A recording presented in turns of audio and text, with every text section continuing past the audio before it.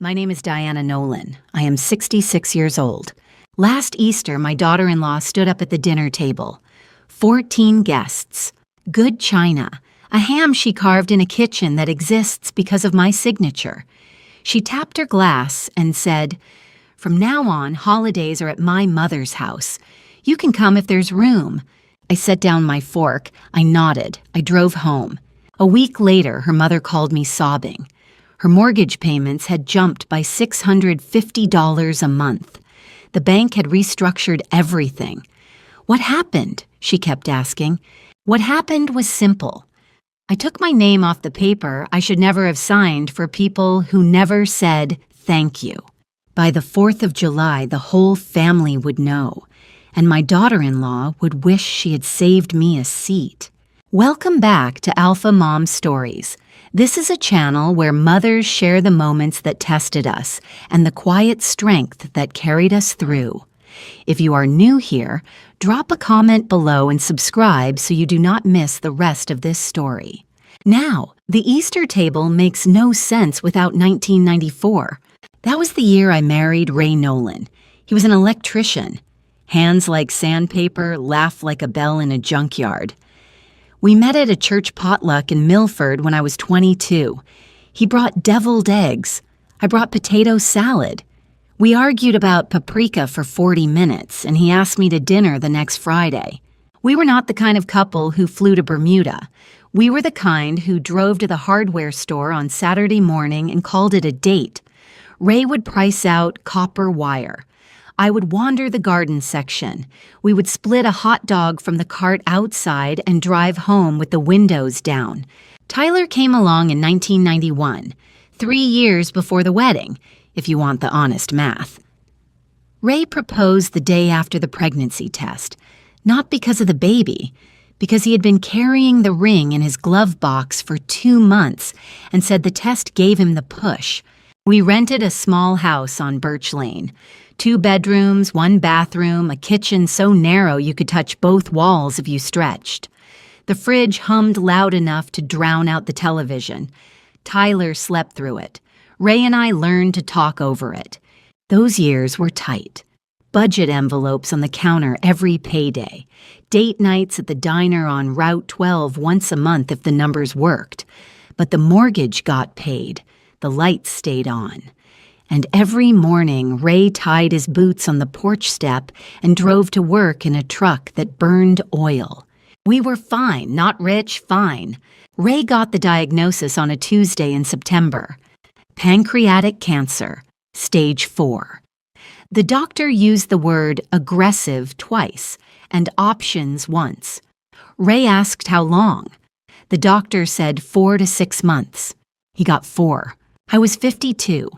Tyler was 21, just out of college, working his first real job at a marketing firm in the city.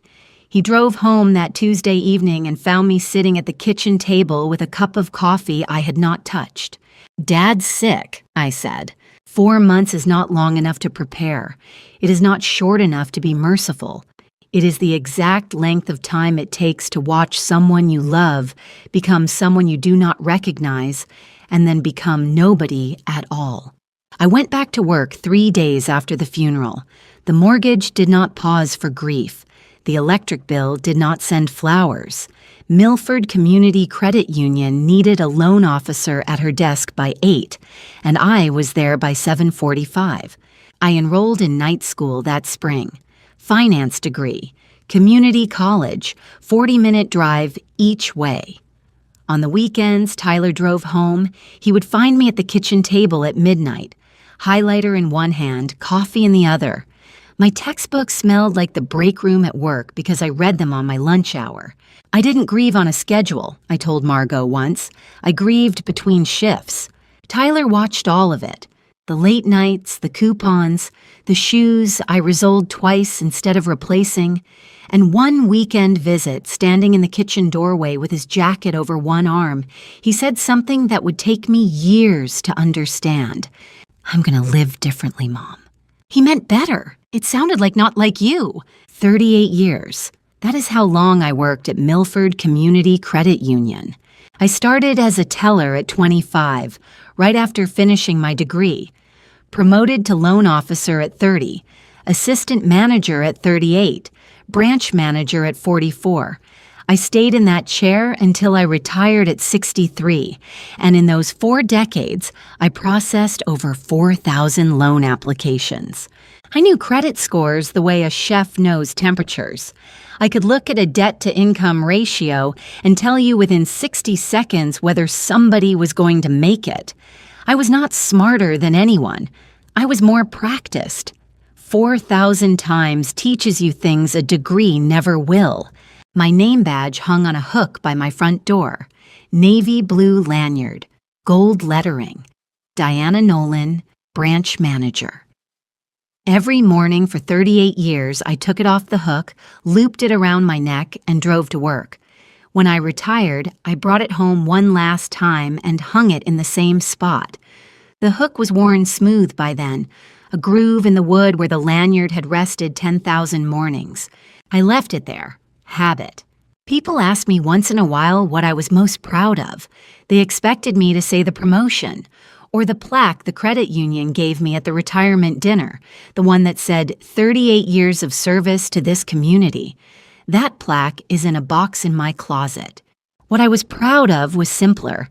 I spent 38 years helping people buy homes, helping young couples sign their first mortgage, helping widows refinance after funerals, helping small business owners keep the lights on. I never imagined I would become the reason someone could keep a home they did not deserve. But I am getting ahead of myself. Tyler went to state college on a partial scholarship and the savings I had scraped together from years of double shifts. He graduated, moved to the city, got a job at a marketing firm, started doing well. And somewhere between his first raise and his second apartment, he began editing his childhood. Small house became starter home. My mom worked in banking replaced my mom was a teller. He did not lie outright. He trimmed. He curated. He rearranged the furniture of his own history until it looked like a different room. He met Kendra Hale at a company networking event. She was 24. He was 26. She worked in social media coordination for a lifestyle brand, the kind that sold candles for $48 and called them experiences. She was polished, ambitious. Every photo she posted looked like a magazine ad, and she planned their first date the way she planned campaigns. Every detail curated. The first time Kendra came to my cottage, her eyes did a sweep. The Subaru in the driveway, the linoleum kitchen, the credit union name badge hanging by the front door. She smiled. She said all the right things. "What a charming house, Mrs. Nolan." Later that evening, I was washing dishes when I heard her voice through the open kitchen window. She was on the phone. Tyler was loading the car. "Your mom seems cozy," she said. Not mean. Worse. Dismissive. The way you describe a restaurant you would never go back to. I dried my hands on the dish towel. I thought, she is young. She will learn. That was my second mistake. My first was assuming my son would correct her.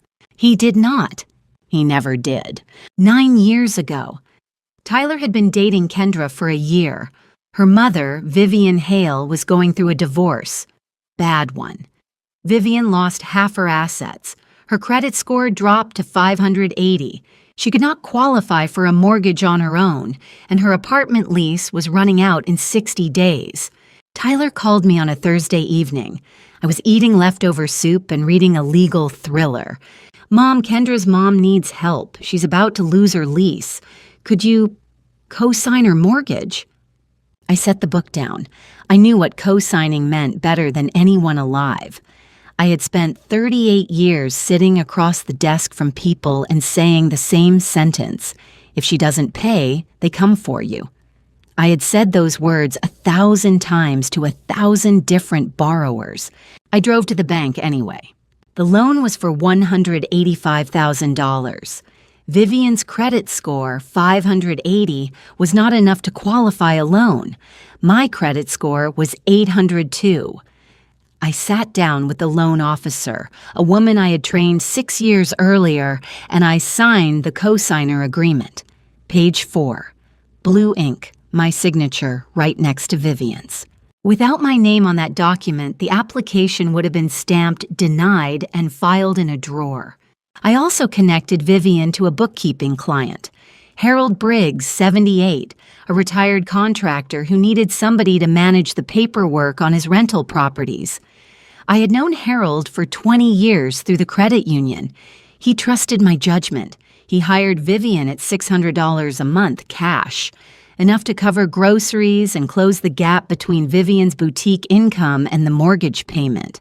I signed that paper the way I signed everything at the credit union, carefully, knowing exactly what I was agreeing to. The difference was, at the credit union, the borrowers thanked me. I filed the co-signer agreement in my cabinet at home. Green tab, Vivian Hale, mortgage, 2017. Then I closed the drawer and went on with my life. Tyler and Kendra got married at a venue I was not consulted on. A converted barn 40 minutes outside the city. Exposed beams, string lights, mason jars with wildflowers. Beautiful, if you like that sort of thing. I sat in the third row. Not the front row, not the second, the third. Behind Vivian, behind Kendra's college roommate, behind a man I later learned was Kendra's Pilates instructor. I did not complain. I watched my son get married from 12 feet farther away than I should have been, and I clapped when they kissed. The exclusions started small. First Christmas after the wedding, Kendra called and said they were doing a small celebration, just us. I ate tomato soup alone at my kitchen table. 2 weeks later, Tyler mentioned the party. 20 people from Kendra's side. Vivian had brought the ham. When their daughter Lily was born, I found out from Instagram. The photo had 38 likes before Tyler called me. I counted them. I do not know why. Maybe because counting gave me something to do besides cry. Lily's first birthday. I was told to arrive after the important guests. I held my granddaughter for 8 minutes before Vivian lifted her from my arms. She needs her Grammy, Vivian said. Grammy. That was Vivian. I was Grandma Diana, which Lily could not even pronounce yet, so I was nobody. Then came the group text. Kendra created a family thread called Holiday Planning. Tyler was on it. Vivian was on it. Kendra's brother was on it. I was not. I found out when Tyler accidentally forwarded a message meant for Kendra. The preview read, "Mom says she can host 20 for Thanksgiving. Should we tell Diana or just? The sentence ended at just. I was not being excluded from a guest list. I was being edited out of a family. Vivian Hale was a charming woman. Warm handshake. Remembered birthdays. Hugged everyone at the door. The kind of person who made you feel welcome the first time you met her and invisible the fifth. Somewhere around year 3 of the mortgage, Vivian started rewriting the story of her own house. At a dinner party I attended, one of the last I was invited to, I heard her telling a friend. I qualified on my own. My credit was fine. Diana's name might be on some old paperwork, but that is just a formality. I carry that mortgage myself. I was standing 6 feet away holding a glass of wine. She did not lower her voice. She did not need to. She had told the lie so many times it had become her truth. She told Kendra the same version, a formality, old paperwork, nothing important. The bookkeeping client, Harold. Vivian told friends he was her own client. She never mentioned my referral, never mentioned the phone call I made, the letter I wrote on my own stationery recommending her. She erased my name from the story the way you erase pencil marks, confidently, as if they were never there.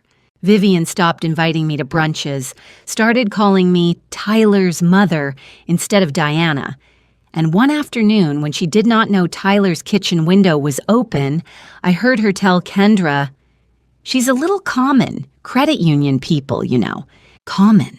I processed 4,000 loans. I held an 802 credit score. I co-signed a mortgage that kept a roof over her head. And I was common. I think I understand where it came from. Vivian's own mother-in-law had been wealthy, controlling, the kind who used money as a leash. Vivian saw my co-signing through that lens. She saw control where there was only generosity. But understanding a thing does not make it hurt less.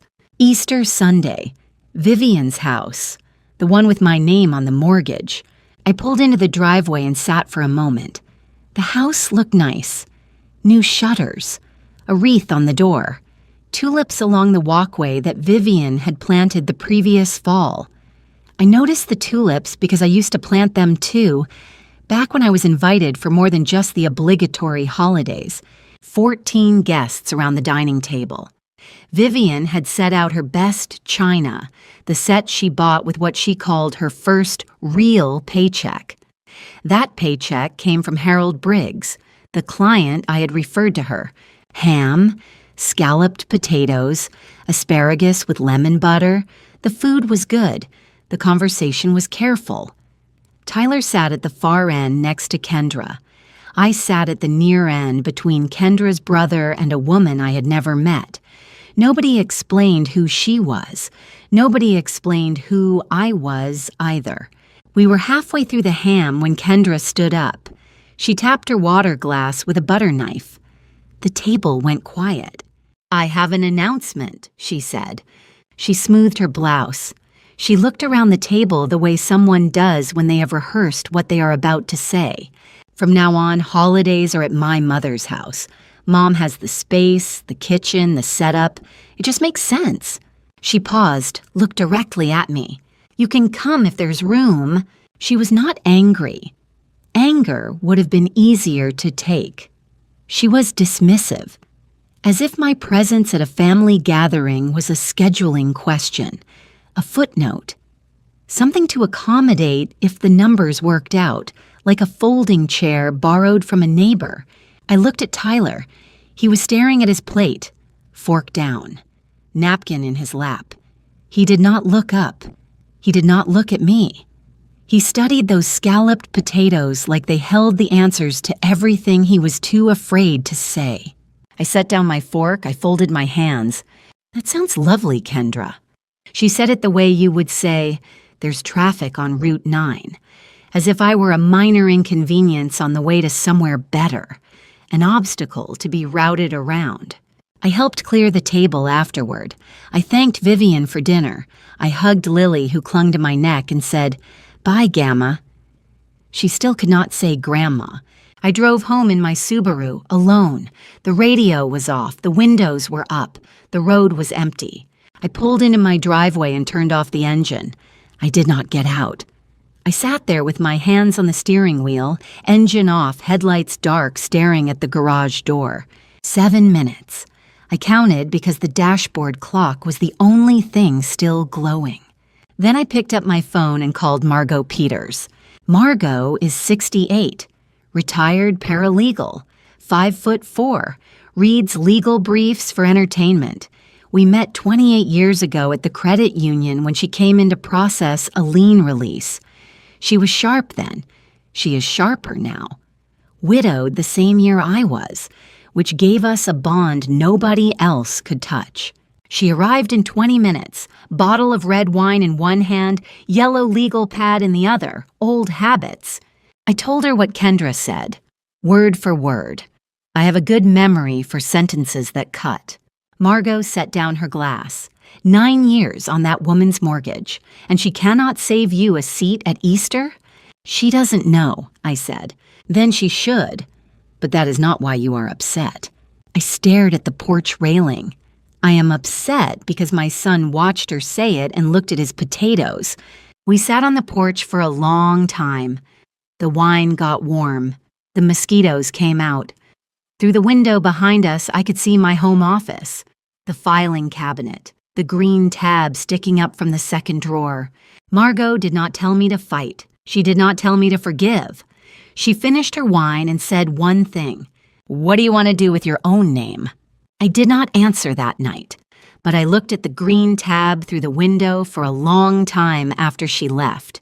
The exclusions did not start at Easter. They had been building for 3 years, each one small enough to forgive. Together, they were a blueprint for erasure. Thanksgiving, year 1. I was invited but seated in the den with the children. "The dining room is full," Kendra said. There were 2 empty chairs at the table. I could see them from the den through the open doorway. Lily's 2nd birthday party. I was given the wrong time. I arrived at Vivian's house at 2 o'clock to find it empty. The party was at a park across town. It had started at noon. "Didn't Tyler tell you?" Kendra said when I called. Tyler's phone went to voicemail. Mother's Day. Kendra posted a photo on Instagram. "Happy Mother's Day to the best mom ever." The photo was of Vivian, smiling, holding Lily. No mention of me. Not in the post, not in the comments, not anywhere. Christmas, year 2. I brought gifts, wrapped them in the silver paper Ray used to like. Kendra opened them at the table, held up the cashmere scarf I had saved for, and said, "Oh, that's practical." She set it aside. Vivian's gifts were opened first and displayed on the mantel like trophies. The dentist appointment. Tyler canceled a lunch with me, claiming he had an emergency filling. That afternoon, Kendra posted an Instagram story. Brunch. Tyler, Kendra, and Vivian. Mimosas. Same day. Same hour. The restaurant had cloth napkins. I had been eating a sandwich alone at my kitchen table, thinking about my son's fictional cavity. I saved that screenshot. I do not know why. Maybe for the same reason I counted those 38 Instagram likes. Proof. Evidence that I was not imagining things. Each one alone was nothing. A miscommunication, a scheduling error, an oversight. Together, they were a pattern. And patterns were something I had spent 38 years reading. I asked Tyler to lunch. He agreed, which was something. He arrived 30 minutes late, which was expected. He ordered a salad. I ordered the meatloaf. He looked at my plate the way you look at a relic in a museum, something from a world that no longer applies. "Are you happy, sweetheart?" I asked. He chewed a piece of arugula. "Mom, Kendra, and I are building a life. I need you to respect that some things have to change." Things or me? He did not answer. He flagged the waiter for more water instead. At Lily's school play the following month, I arrived early, saved a seat in the 2nd row for Tyler. He walked in with Kendra and Vivian. They sat 3 rows ahead of me. Kendra whispered something. Vivian laughed. Tyler did not wave. He saw me. I know he saw me because he turned his head 3 degrees to the left, which was just enough to pretend he had not. I sat alone and watched my granddaughter play a tulip in a spring pageant. She had one line, "I grow toward the sun." She said it twice because the first time was too quiet. I clapped louder than anyone in that auditorium. Tyler wore a blazer that day, Italian, slim cut. I recognized the brand because Margot's nephew sold them at a department store downtown. That blazer cost more than my monthly grocery bill. The boy who wore hand-me-downs and was grateful for them now wore labels that cost more than my car payment. He was not ashamed of having been poor. He was ashamed that I still looked like I had been. My Subaru, my sensible shoes, my cardigan with the button missing. I was the evidence of a life he had been editing for years. Tyler never joined the cruelty. He just stood next to it with his hands in his pockets. Kendra and Vivian had a system, not a conspiracy. Nothing so dramatic, just a rhythm. Coffee on Tuesdays at Vivian's kitchen table, the kitchen table in the house my credit built. They talked about holidays. They talked about Tyler. They talked about me. I know this because Tyler let something slip one evening during a rare phone call. "Kendra and your mom have been figuring out the holiday schedule," he said, as if Vivian were my mother too, as if I were a variable being solved for rather than a person being excluded. I did not learn the details until much later, when Kendra herself repeated them during one of her angry phone calls after the mortgage letter arrived. But Vivian coached Kendra the way a stage mother coaches a child actor: what to say, how to say it, when to hold firm. "She'll try to guilt-trip Tyler with the co-signing thing," Vivian told Kendra once. "Don't let her." "What co-signing thing?" Kendra asked. Vivian waved her hand. "The way you wave away a fly. Years ago, she put her name on some paperwork from my house. It is nothing, a formality. But she might try to use it." "Noted," Kendra said. And that was that. The foundational act of my generosity, the signature that kept a roof over Vivian's head for 9 years, reduced to a warning, a tactic, something to be defended against. Vivian did not just erase my contribution. She inoculated Kendra against ever believing it mattered. She planted the idea that I was the kind of woman who would weaponize kindness, which meant that when the truth finally came out, Kendra's first instinct would be exactly that. She is doing this on purpose. Vivian built the frame before anyone saw the picture. And when the picture finally arrived, Kendra looked at it through the frame Vivian had built and saw exactly what Vivian wanted her to see. A villain, me, 3 days after Easter, Tuesday morning. I was in my home office, the room that used to be Tyler's bedroom before he left for college. I had turned it into a workspace after Ray died. Filing cabinet against the wall, desk facing the window. The credit union name badge hanging on the hook to the left of the door frame. Same spot it had occupied for nearly 4 decades. I had not opened the filing cabinet in 2 years. I pulled the second drawer. It slid out smooth on its tracks. Inside, color-coded tabs. Blue for insurance, red for taxes, yellow for the house, and green. Green for Vivian Hale. Mortgage. 2017. I pulled the manila folder. The tab was slightly bent from being pressed against the others for 9 years. Inside 3 documents. The co-signer agreement was on top. I turned to page 4. 2 signatures at the bottom. Vivian R. Hale, Diana J. Nolan, dated March 14th, 2017. The ink was still sharp. Blue ballpoint.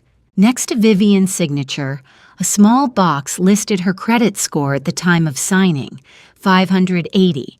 Next to mine, 802.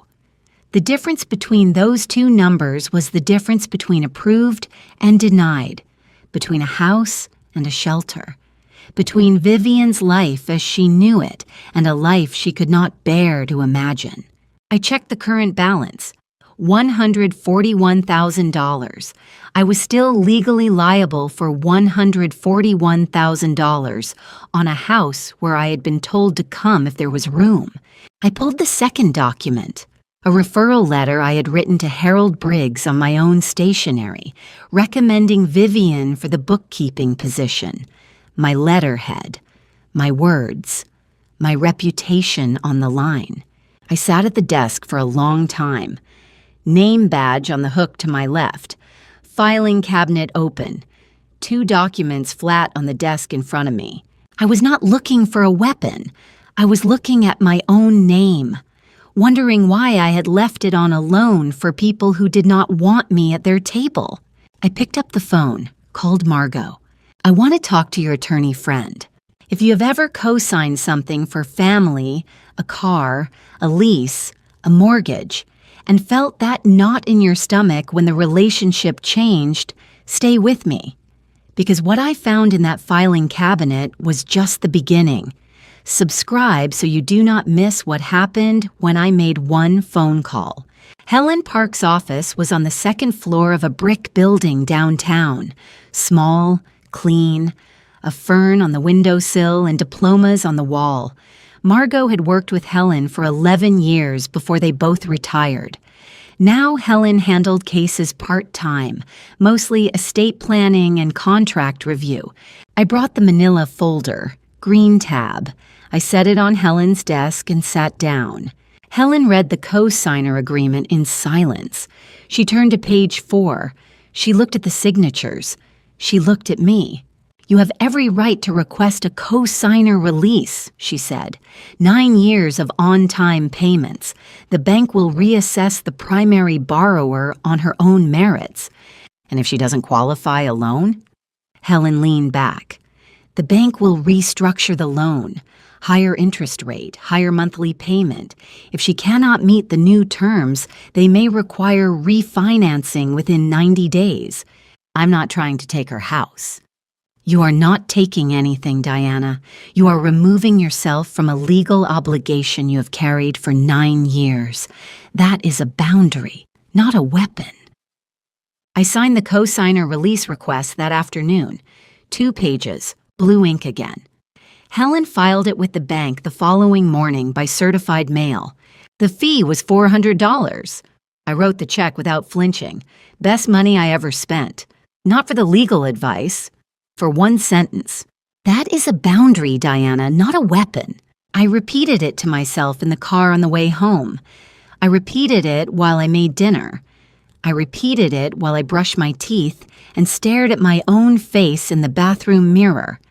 A 66-year-old woman with reading glasses and gray at the temples, drawing a line she should have drawn years ago. A boundary, not a weapon.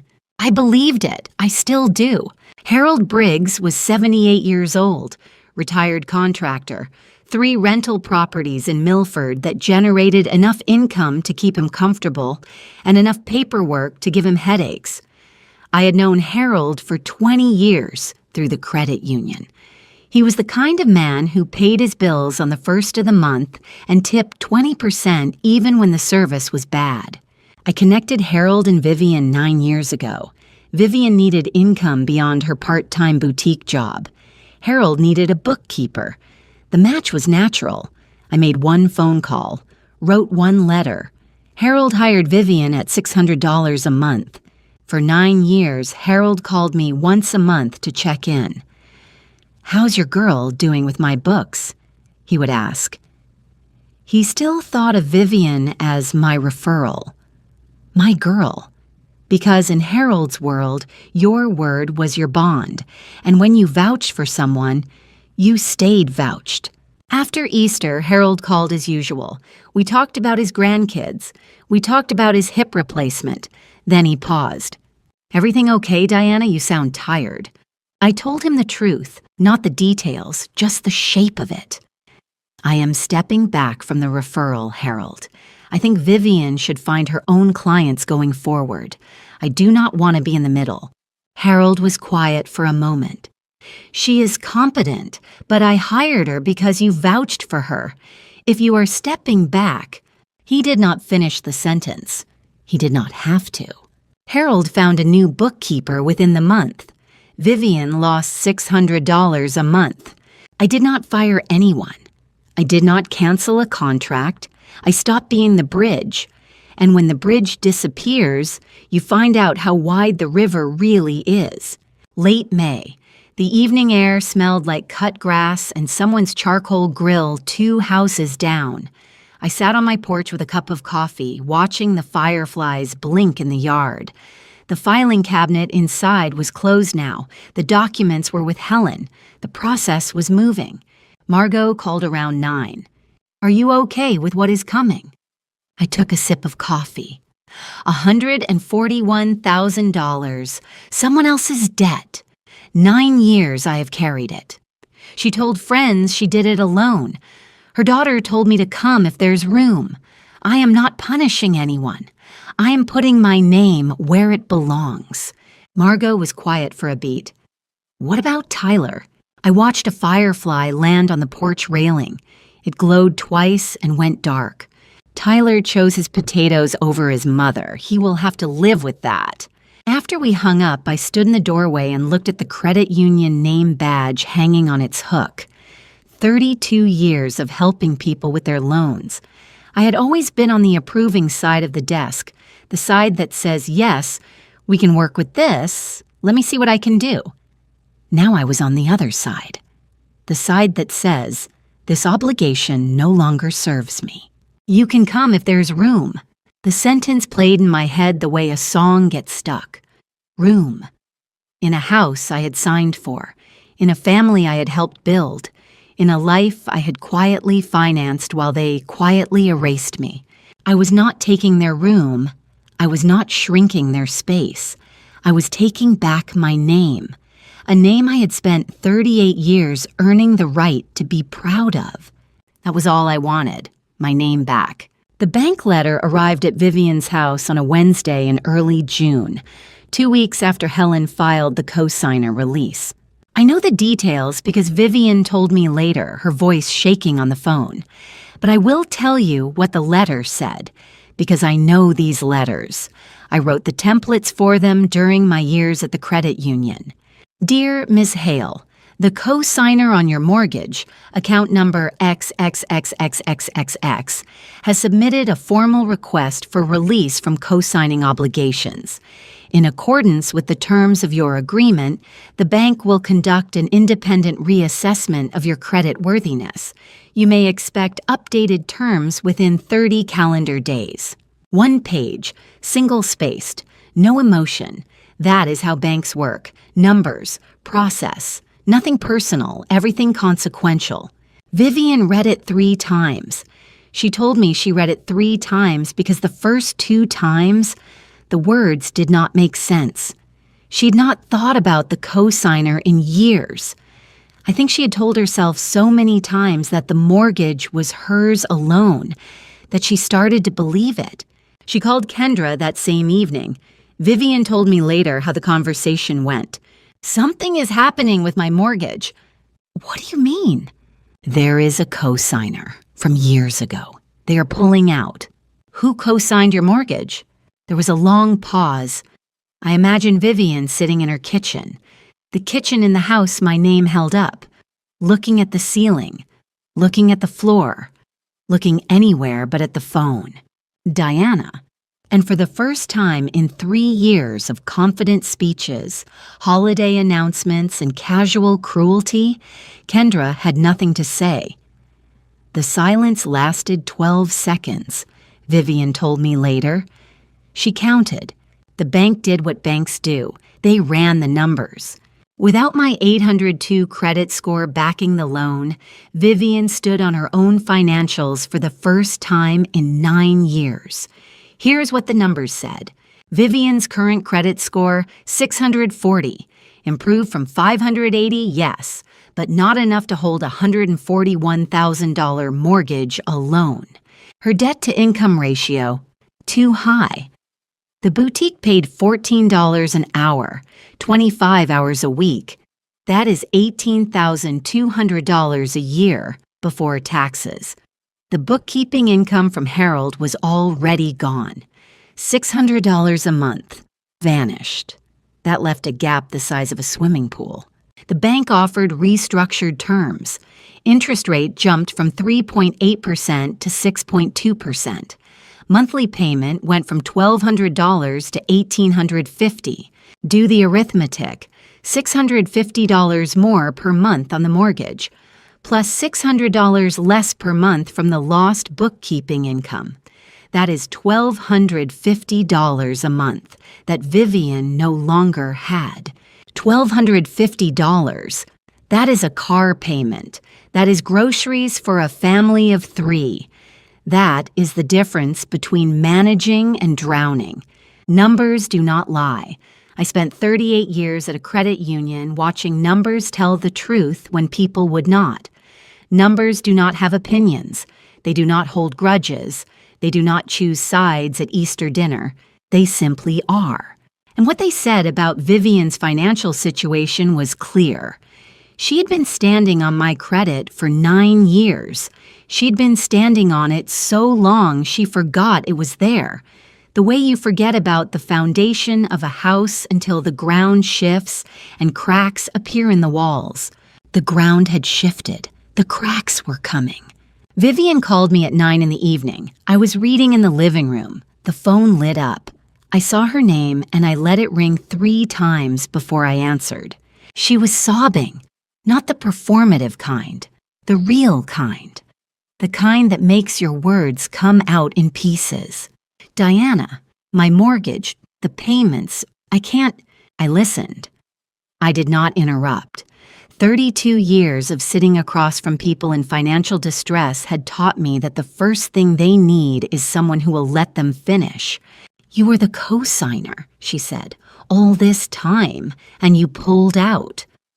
I requested release from a legal obligation I have been carrying for 9 years, Vivian. But I can't afford the new terms. I'll lose the house. You told Kendra my co-signing was a formality. You told friends you qualified on your own. Silence, the kind that has weight to it. Then, for one moment, something honest. Diana, I should have told Kendra the truth years ago. I was ashamed that I needed help. I heard it. I heard the real Vivian underneath the rehearsed one. The woman who ate cereal for dinner after her divorce. The woman who accepted help and then could not live with the fact that she had needed it. Then the moment passed. But you can't do this now. Not after all I have done for this family. What have you done for this family, Vivian? Silence, longer this time. Good night, Vivian. I hung up, picked up my coffee from the side table. It was cold. I drank it anyway. Cold coffee is not something that bothers a woman who ate lunch in a credit union break room for 38 years. Through the kitchen window, I could see the moon. Clear night. The kind of night that makes you think about ham dinners in houses that have your name on the paperwork, served by people who pretend you do not exist. Next morning, 7:15, I was pouring my first cup of coffee when the phone rang. Kendra's name on the screen. Her voice was tight, controlled, but barely. Like a wire stretched one turn past where it should stop. You did this on purpose. I poured the coffee. Good morning, Kendra. You're punishing my mother because of what I said at Easter. I removed myself from a financial obligation. I have that right. You're ruining her life over a dinner comment. A dinner comment. In a house my credit built, at a table I was not welcome at. You can't just... Kendra. I set the coffee pot down. Your mother's mortgage has had my name on it for 9 years. My credit score is what made that loan possible. Without it, the bank would have denied her application. I also wrote the referral letter that got her the bookkeeping client. $600 a month for 9 years. My stationery, my recommendation. I paused.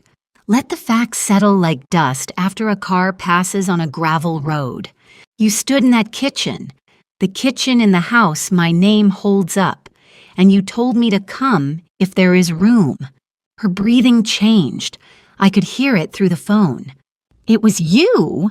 Not a question about the mortgage. She knew about the mortgage by then. This was bigger. She was realizing the full scope. The mortgage, the bookkeeping, the referral, all of it. It was always me, Kendra. You just never asked. I hung up, set the phone on the counter, picked up my coffee.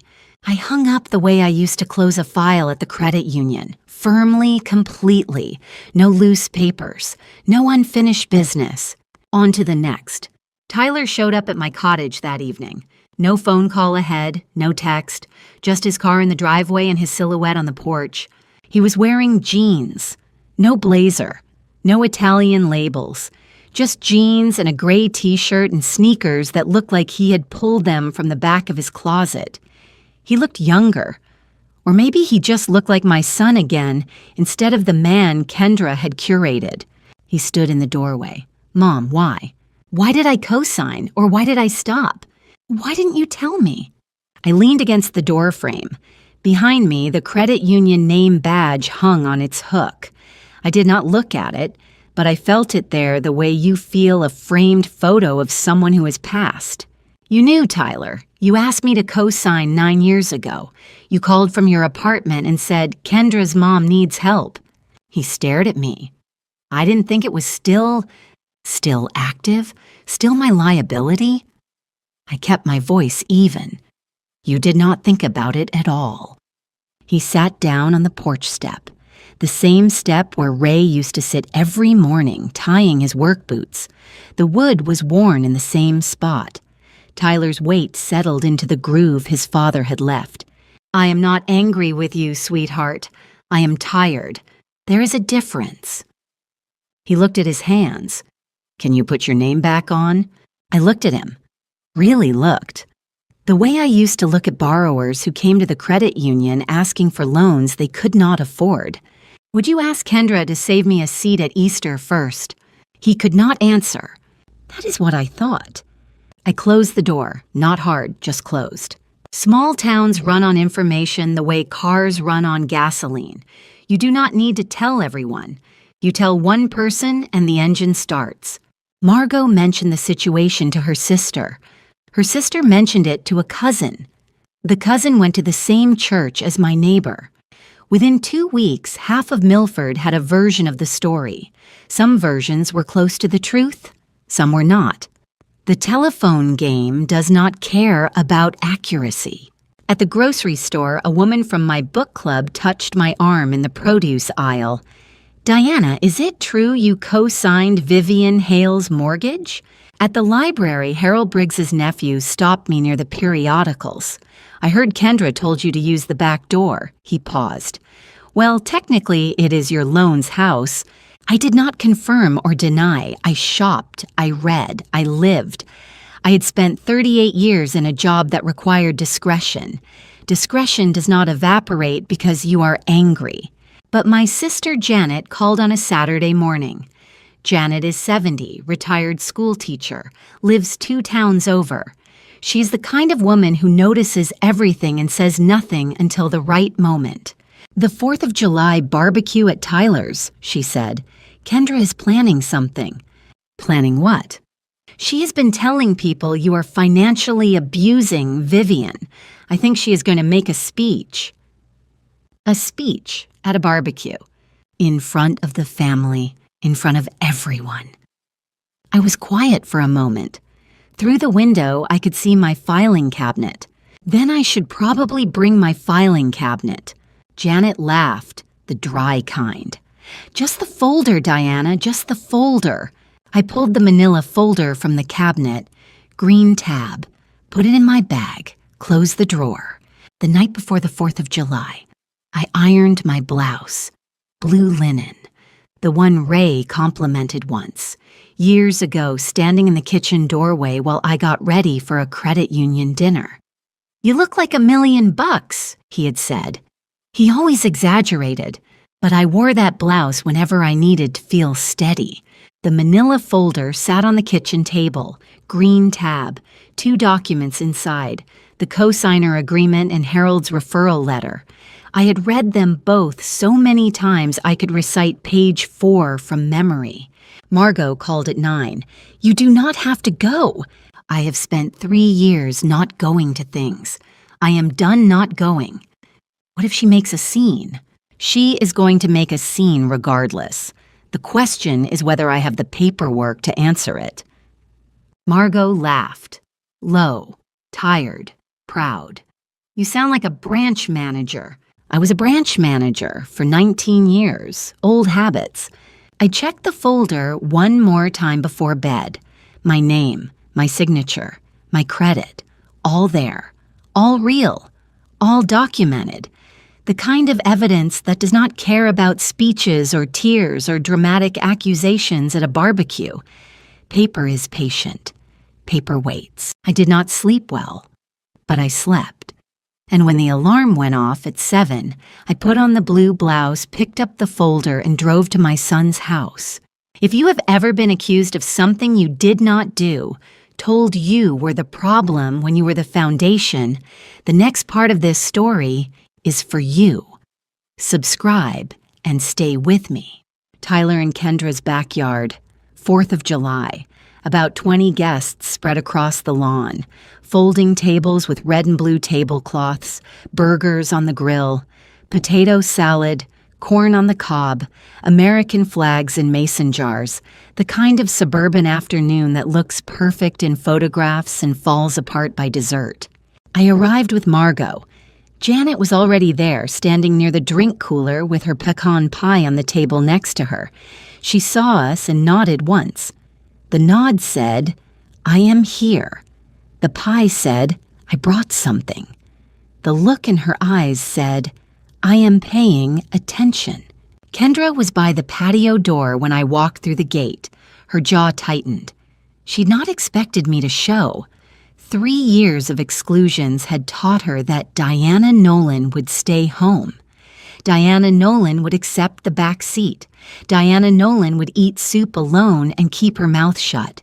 I walked across the lawn and sat in a folding chair near the fence, set my bag on the grass beside me, the manila folder inside, green tab visible through the open zipper.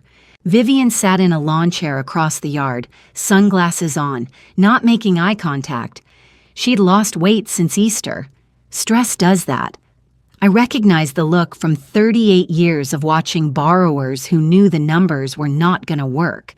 Tyler manned the grill, spatula in one hand, beer in the other, looking at nobody and everybody at the same time. The way a man looks when he knows something is about to happen and he has decided, again, to stand next to the grill and pretend he is just cooking. The yard smelled like charcoal and lighter fluid. 20 people, folding chairs, American flags, a manila folder in my bag. All the ingredients for a holiday. The burgers were eaten. The corn was gone. Paper plates piled in the trash bag hanging from the fence. People were leaning back in their chairs, full and comfortable, the kind of lazy satisfaction that comes after a good meal on a warm afternoon.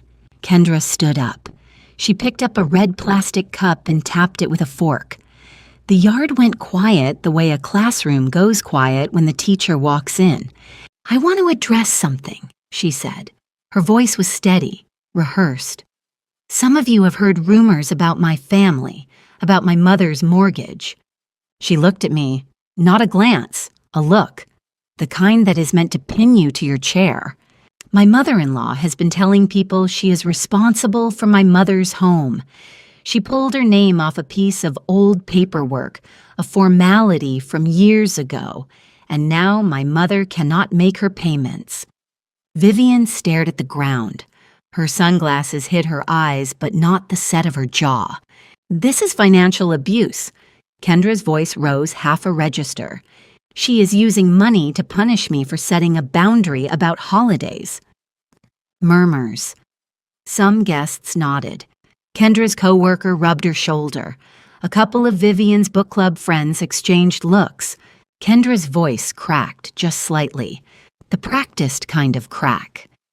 "I just wanted my mother to have a nice place for the family to gather. Is that so wrong?" She sat down. Her friend from work put an arm around her. 20 people staring at me. Half of them believed I was the villain. I could see it in the way they shifted in their chairs, angling away from me and toward Kendra. The other half were waiting. I did not stand up right away. I let the echo settle. 32 years of meetings taught me that the person who speaks second controls the room. I stood, slowly. The way I used to stand at the credit union when a meeting got heated and someone needed to bring the room back to facts. I reached down and pulled the manila folder from my bag. Green tab. I held it at my side. "May I respond?" Kendra waved her hand. "Go ahead." I opened the folder, pulled out the co-signer agreement, held it in front of me so the type was visible, though nobody was close enough to read it yet. 9 years ago, Vivian Hale applied for a mortgage, $185,000. Her credit score was 580. The bank denied her application. My voice was conversational, the same volume I used to explain loan terms to first-time buyers across a desk, not raised, not shaking, just clear. My son Tyler called me and asked if I could help. I drove to the bank on a Tuesday, sat down with the loan officer, a woman I had trained 6 years earlier, and I co-signed. I held up the document, turned to page 4. 2 signatures, Vivian R. Hale, Diana J. Nolan. My credit score, 802, is what qualified this loan. The yard was quiet. Kendra's friend stopped rubbing her back. A paper plate blew off the table and nobody picked it up. For 9 years, I carried $141,000 of legal liability. I let that number sit in the air. On a house where I was told to come if there is room. I looked at Kendra, then at Vivian, then at Tyler, who stood by the grill with the spatula frozen in his hand. That house has my name on it, not on the mailbox, on the mortgage. I pulled the second document from the folder. I also wrote this referral letter to Harold Briggs. I held it up. It recommended Vivian for the bookkeeping position, $600 a month for 9 years. My letterhead, my recommendation. I set both documents on the picnic table, in front of everyone, flat, open, visible. I did not pull my name to punish anyone. 9 years of legal obligation for a family that told me I am not welcome at their table. I paused. That is not revenge. That is a boundary. I looked at Kendra. You called this financial abuse. Here's the document. Show me where the abuse is. I tapped the page. Show me where it says I owe her my credit forever. Kendra's mouth opened, closed, opened again. No words came out, like a door that cannot decide whether to let you in. Vivian was crying. Not the angry kind, the exposed kind. The kind you cry when the thing you hid for 9 years is sitting on a picnic table in front of 20 people. Tyler stood by the grill, tongs in one hand, staring at me. Not angry, not relieved, recognizing. Seeing his mother clearly, maybe for the first time since he was 21, and standing in the kitchen doorway saying he wanted to live differently. It was always me, you just never asked. Cousin Mark spoke first. He was Tyler's age, a plumber, the kind of man who trusts paperwork because he has signed enough of it. Diana co-signed your mortgage, Vivian? Vivian nodded. She could not speak. The sunglasses had come off. Her eyes were red. Mark's wife turned in her folding chair. And you told the book club you qualified on your own? Vivian opened her mouth. It was years ago. Janet stood, my sister, 70 years old, retired schoolteacher. She had the posture of a woman who spent 4 decades commanding classrooms full of teenagers, and she used every inch of it. My sister worked at the credit union for 38 years. She processed over 4,000 loans. When she co-signs a mortgage, it is not a formality. She is putting her name, her credit, her financial life on the line. Harold Briggs's nephew was there too. Small town. You cannot throw a stone without hitting someone who knows someone. He cleared his throat. Uncle Harold hired Vivian because Diana vouched for her. He told me that himself. The yard shifted.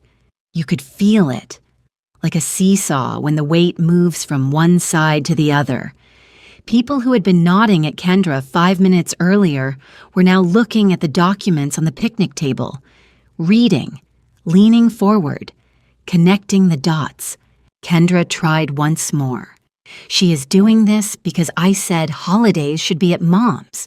I did not raise my voice. You said come if there is room, so I stopped paying for the room I am not welcome in.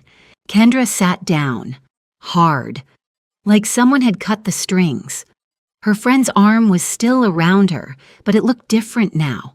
Less comfort, more holding her upright. I closed the folder, tucked it under my arm the way I used to carry loan files from my desk to the conference room at the credit union.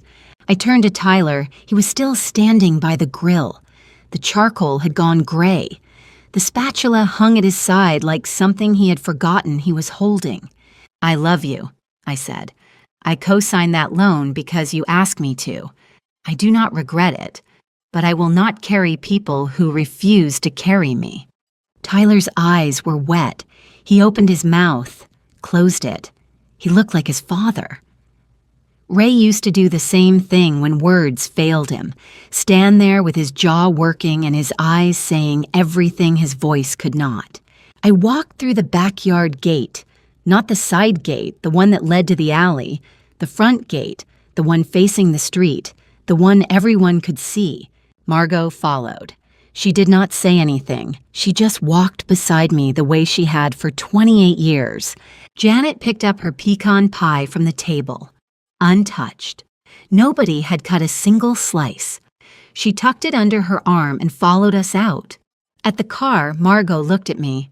"You did not raise your voice once." I did not need to. The document did it for me. I put the folder in the passenger seat, started the Subaru. It turned over clean.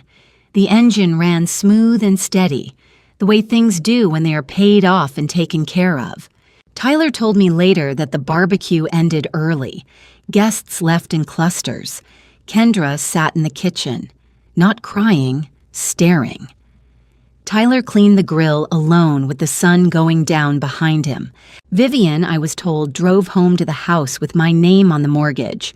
The kitchen still smelled like charcoal, a far cry from the Easter ham she had served in that same room 3 months earlier. The bank's restructuring notice sat on the counter. The numbers had not changed. Numbers never do. Tyler called me that night. I did not answer. I had said everything I needed to say. 31 missed calls over the next 3 days. 20 from Tyler, 8 from Kendra, 3 from Vivian. I listened to every voicemail. I took notes on a yellow legal pad. Margot's old habit had become mine. Tyler's messages went through stages. Desperate, then confused, then quiet. The last one said, "Mom, I am sorry, not for the barbecue, for the 3 years before it." Kendra's went through different stages, angry, then bargaining, then silent.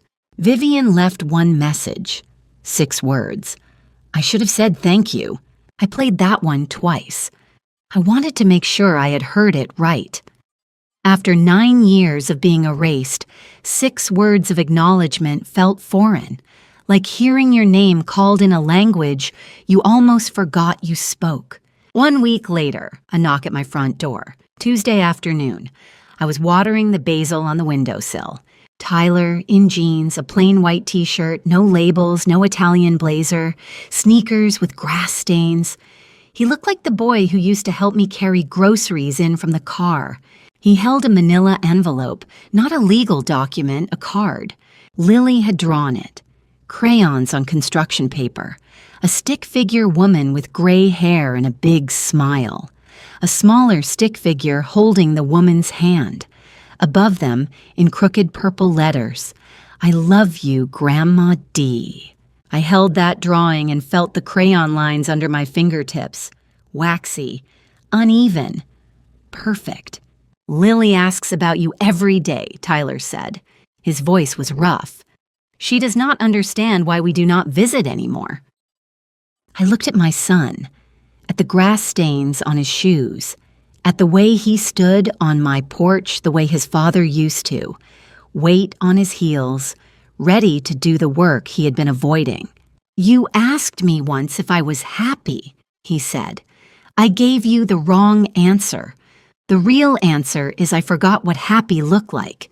It looked like you, studying at the kitchen table, driving me to school in the Subaru, hanging that badge by the door every morning." I opened the door wider. "Come inside, I just made coffee." It was not forgiveness, not yet. Forgiveness takes months, not minutes. But it was a door, and I chose to leave it open. I sent a letter the following week, not through Helen, not through a lawyer, in my own handwriting, addressed to Tyler and Kendra. 3 conditions. First, direct communication. No proxies, no managing, no conversations about me conducted over coffee at Vivian's kitchen table.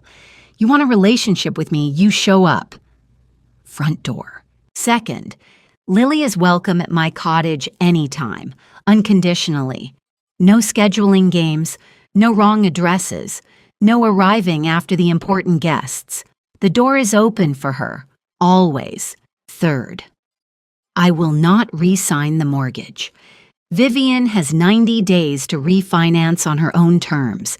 If she needs help, I will provide financial counseling, the same professional guidance I gave to 4,000 borrowers over 38 years. But I will not put my name on her paper again. I will teach her to fish. I will not carry the fishing pole anymore. I wrote it on the notepad from my kitchen drawer, the one with the sunflower border that Ray bought me at the dollar store 15 years ago. I never used it because I thought it was too pretty for shopping lists, but it turned out to be exactly right for drawing lines. I co-signed a mortgage because my son asked. I removed my name because my daughter-in-law told me to come if there's room. You can come if there's room. I hear it sometimes, washing dishes, looking out the window at the evening sky, and I think, I was always the room. They just did not know it. Build your boundaries the way you would build a house, on solid ground, with your own name on the deed. And when someone tells you there is no room at their table, remember, you might be the one holding up the roof. That is my story. 1 Easter dinner, 1 mortgage, a signature that held up more than a house. If this story reminded you to check whose name is really on the paperwork, share it with someone who needs to hear it. Subscribe, drop a comment, and I will see you in the next one.